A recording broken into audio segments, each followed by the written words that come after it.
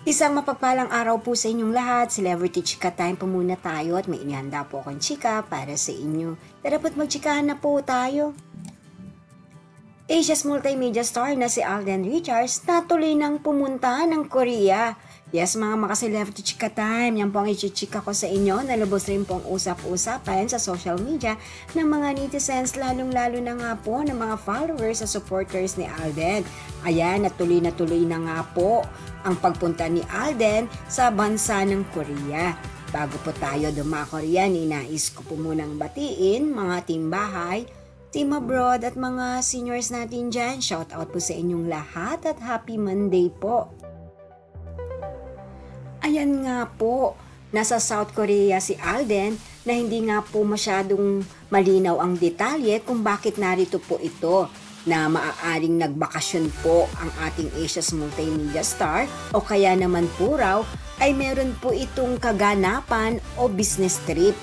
Ito po ang kanyang mga ilan sa nakasama sa Seoul, South Korea. Samantala, panoorin naman po natin ang pagdating ni Alden sa South Korea.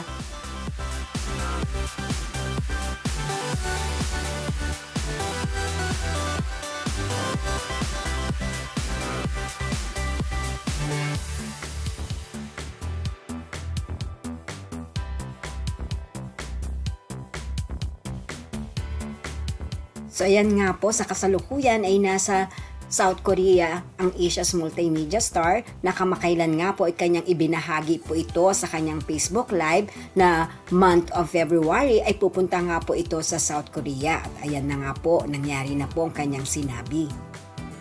At paniguradong patungkol din po sa kanyang trabaho o showbiz commitment kung kaya't nasa South Korea ang Asia's multimedia star. Yan po ang aking chika updates for today. Salamat po sa inyong panonood. Huwag po kalimutang mag-subscribe. Pwede po mag-comment sa ibaba. Basta't wag lamang po harsh o nakakasakit sa isa't isa. Salamat po muli. Spread love, not hate.